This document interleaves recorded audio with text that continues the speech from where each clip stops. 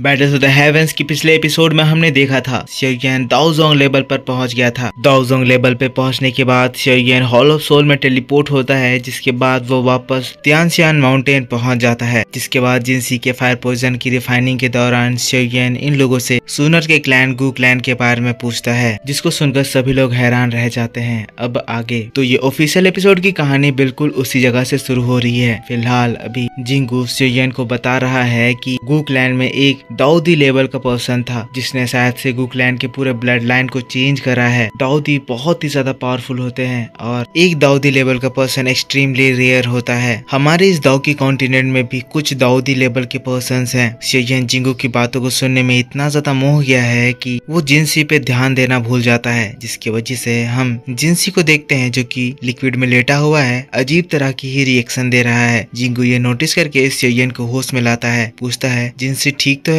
शियोयन तुरंत ही टेम्परेचर कम करता है, जिसके बाद जिंसी थोड़ा रिलैक्स्ड होता है। जिसके बाद जिंगू फिर से शियोयन को बता रहा है ये दाऊ की वर्ल्ड एंशिएंट टाइम में पावरफुल पीपल से भरा हुआ था, पर उस समय ज्यादातर लोग वहाँ एंशिएंट वर्ल्ड में रहना प्रीफर करते थे। अब यहाँ दोस्तों एक नया नाम सामने आ रहा है, एंशिएंट वर्ल्ड। आगे जाकर हमें पता चलेगा कि ये आखिर क्या है। शियोयन भी एंशिएंट वर्ल्ड का नाम सुनकर जिंगू से पूछता है, तब फिर जिंगू बताता है जब एक पर्सन दाऊशी लेवल पर पहुंच जाता है तब उसके पास ऐसी एबिलिटी आती है कि वो एयर को फाड़ कर वहां पर एक स्पेस क्रिएट कर सकता है और उस स्पेस में वो जो चाहे वो चीज कर सकता है। पर जितना तुम इसके बारे में इस वक्त इमेजिन कर पा रहे हो वो चीज उससे बहुत ज्यादा पावरफुल है। कहा जाता है एंशिएंट टाइम में हर एक डायनेस्टी के एंशिएंट वॉरियर इस तरह के स्पेस क्रिएट करते थे। बहुत सालों तक उस जगह पर रहने के बाद वो जो वर्ल्ड है वो बहुत बहुत ज्यादा बड़ा हो जाता था। ये सारी बातों को सुनकर शियोयन अपने मन में कह रहा है जब मैं एक बार फादर को और टीचर को बचा लूंगा तब मैं एक बार गू क्लैन में जाकर इस बारे में जरूर पता करूंगा। जिंगू जिसके बाद शियोयन से कहता है तो शियोयन मैं जितना तुम्हें बता सकता था मैंने वो सब कुछ तुम्हें बता दिया, इसके आगे मुझे और कुछ भी नहीं पता है। शियोयन जिंगू से कहता है सीनियर जिंगू आपका बहुत बहुत शुक्रिया, आपकी ये इन्फॉर्मेशन मुझे बहुत ज्यादा एनलाइटन करी है। जिसके बाद शियोयन फिर से जिंसी के ऊपर ध्यान देता है। थोड़ी देर ये प्रोसेस और चलती है और फिर शियोयन ये फॉर्मेशन खत्म करता है। शियोयन जिंगू से कहता है मुझे लगता है जिंसी के बॉडी के अंदर से फायर पोइजन बाहर निकल गया है। अब मैं आगे के लिए एल्डर जिंसी को यही सजेस्ट करूंगा कि वो ज्यादा से ज्यादा रेस्ट करे और अपना ध्यान रखे। इनको इनके इस फटीग से निकलने के लिए और थोड़ा समय लग सकता है। थोड़ी देर के बाद जिंसी भी बकेट से बाहर निकल आता है। निकल कर वो बहुत ही ज्यादा पोलाइट होकर शियोयन को शुक्रिया अदा करता है। कहता है लिटिल ब्रदर शियोयन आपने मेरे ऊपर बहुत ज्यादा उपकार करा है, आपने मेरे ऊपर जो एहसान करा है मैं वो एहसान कभी नहीं भूलूंगा। तो अब यहाँ पे से आपका काम खत्म हो गया है। मैं जानना चाहता हूँ ब्रदर शियोयन का आगे का अब और क्या प्लान है। शियोयन जिसके बाद इन लोगों को बताता है यहाँ से निकलने के बाद मैं सोच रहा हूँ कि मैं 4 पवेलियन कंपटीशन अटेंड करूँ। शियोयन की ये बात को सुनकर जिंसी थोड़ा सा परेशान होता है। जिसके बाद कहता है लिटिल ब्रदर शियोयन आपको ये पता ही है ना कि इस बार जो ये 4 पवेलियन कंपटीशन हो रहा है वो विंड लाइटनिंग पवेलियन में हो रहा है। शियोयन फिर कहता है आप मेरे लिए चिंता कर रहे हैं, इसका आपके लिए शुक्रिया, पर मैं इस सिचुएशन से निपटने के लिए रास्ता ढूंढ चुका हूँ। जिसके बाद अगला सीन शिफ्ट होता है। शियोयन ये ब्लड माउंटेन से अपने दाओजोंग पावर को यूज करते हुए भागता है। कमाल की बात यह है कि इस वक्त शियोयन बिना दाओ की विंग्स के हवा में दौड़ रहा है। शियोयन भी ऐसे अनयूजुअल स्पीड को सोचकर देखकर बहुत ही ज्यादा हैरान रह गया है। खुश होते हुए कह रहा है एक दाओजोंग की स्पीड सच में बहुत ज्यादा टेरिफाइंग है। मैं बस चलते हुए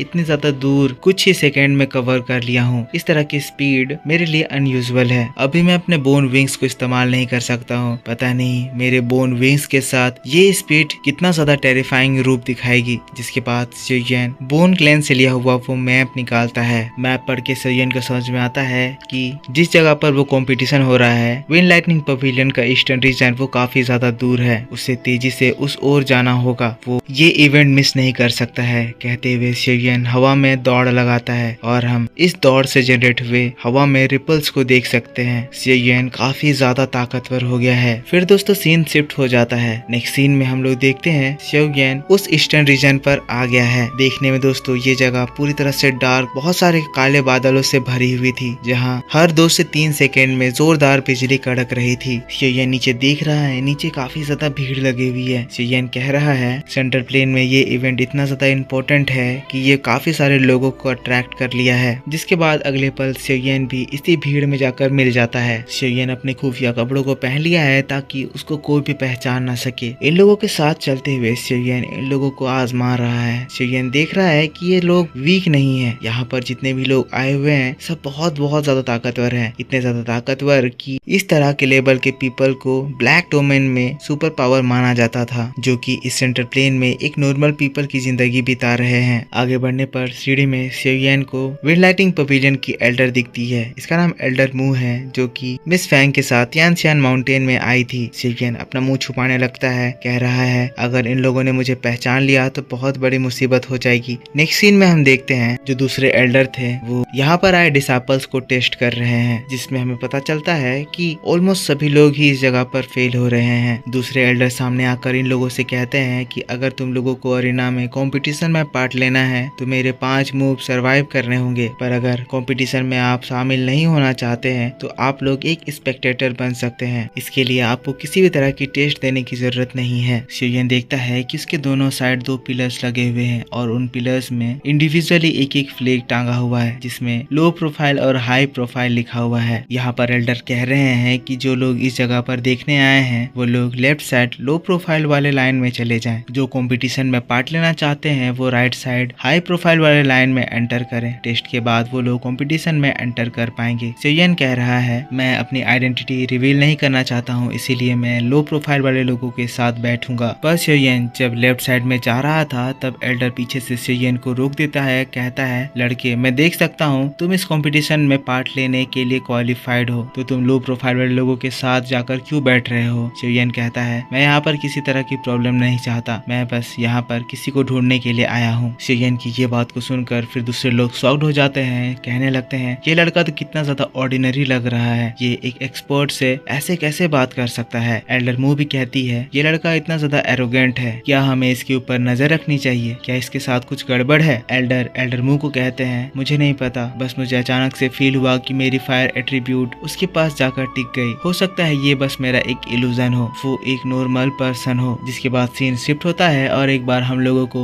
ऊपर में इस अरीना को दिखाया जाता है। ये बड़ा सा अरीना एक पेड़ के ऊपर बना हुआ है। अरीना के पास हम लोगों को 4 सीट दिखाया जाता है और अरीना के चारों ओर स्पेक्टेटर्स के बैठने के लिए जगह बनाई गई है। शिवयन उनमें से एक जगह पे जाकर बैठ जाता है। यहाँ पर लोग आपस में ही इस कंपटीशन के बारे में बात कर रहे हैं। ये कंपटीशन बहुत ज्यादा खतरनाक होने वाला है, पता नहीं इस बार कौन जीतेगा। लेकिन तभी वहाँ पर विंड लाइटिंग पवेलियन के सोल्जर्स एंट्री लेते हैं। ये सोल्जर्स दिखने में बहुत ज्यादा पावरफुल पूरी एरिना को चारों ओर से घेर लेते हैं। जिसके बाद अचानक से शिवयन की नजर एक पर्सन पर जाती है। ये पर्सन फेटियान था, पर यहाँ हम देखते हैं फेटियान बहुत ही पोलाइटली किसी को इनवाइट कर रहा था। विंड लाइटिंग पवेलियन के सोल्जर अपनी अपनी लाइटनिंग एनर्जी एक जगह पर कंसंट्रेट करते हैं। जिसके बाद सभी लोग एक नाम पुकारते हैं, विंड लाइटिंग पवेलियन के लीडर ले जुनजी, विंड लाइटिंग पवेलियन के लीडर ले जुनजी। जिसके बाद आसमान से हम लोगों को एक बहुत ही तगड़ी लाइटनिंग स्ट्राइक दिखाई देती है, जो कि इस अरीना में फॉल होती है। एनर्जी इतनी ज्यादा स्ट्रॉन्ग थी कि सभी की आंखें चौंधी आ जाती है। थोड़ी देर के बाद लाइटनिंग एनर्जी जब कम होती है तब उसमें से हम लोगों को एक पर्सन को दिखाया जाता है। इस पर्सन की पूरी बॉडी से लाइटनिंग एनर्जी निकल रही थी। गौर से देखो इस पर्सन को, इसी पर्सन का नाम ले जुनजी है और यही विंड लाइटनिंग पवेलियन का लीडर है। शिवयन भी ले जुनजी को देखकर दंग रह गया है। यहाँ पर शिवयन इसकी पावर फील कर पा रहा है, जो कि शिवयन के इमेजिनेशन को भी एक्सीड कर गई है। शिवयन इससे पहले दाओजुन देखा है, पर वो दाओजुन सोल के फॉर्म में है, जो कि अपनी पूरी पावर नहीं दिखाता है। एक रियल पर्सन जो कि दाओजुन है, उसकी एनर्जी की लेवल बहुत ही ज्यादा एक्सट्रीम है। शिवयन ये एनर्जी को देखकर बहुत ही ज्यादा इम्प्रेस्ड और घबरा गया है। लेकिन इससे पहले कि लोग यहाँ के इस शौक से उभरते, आसमान में बहुत तेज आवाज गूंजने लगती है। जिसके बाद जब सभी लोग ऊपर देखते हैं, ऊपर में वो लोग एक बहुत ही बड़े लाइटनिंग स्वॉर्ड को हवा में उड़ता हुआ देखते हैं। हमें पता चलता है ये जो पर्सन है ये स्वॉर्ड पवेलियन का लीडर है। इसका नाम जियान जुनजी है। तो मैं आप लोगों की तरफ से इसको एक बार कह ही देता हूँ, जियान हो आप। जियान जुनजी बड़े ही स्टाइल में ले जुनजी के पास आता है। इसका हर एक कदम जो हवा में पड़ रहा है, एक स्वॉर्ड उसको सपोर्ट करने के लिए आ रहा है। ले जुनजी जियान जुनजी का वेलकम करता है, पर हम देखते हैं जियान जुनजी ले जुनजी को कुछ अच्छे से रिस्पॉन्ड नहीं करता है। इससे समझ में आता है कि हमारे जो जियान है वो ले जुनजी से ज्यादा ताकतवर हैं। तो दोस्तों इसी के साथ ये वीडियो इस जगह पर खत्म होता है। नेक्स्ट स्टोरी आपके लिए नेक्स्ट एपिसोड में बताई जाएगी, जो कि मैं आपके लिए 2 घंटे में इसी चैनल पर अपलोड कर दूंगा। तो मेरा इंतजार कर लेना। वीडियो देखने में बहुत बहुत मजा आने वाला है। तब तक मुझे ये बताओ कि आपको ये वीडियो कैसा लगा। इसको एक लाइक जरूर कर देना, कमेंट करके बताना कि वीडियो कैसा लगा। जिन्होंने भी इस चैनल को सब्सक्राइब नहीं कर रखा है, सब्सक्राइब करके बेल आइकन जरूर से ऑन कर लेना। तो दोस्तों मैं मिलता हूँ आपसे नेक्स्ट वीडियो में, तब तक के लिए take care, bye bye and thanks for watching.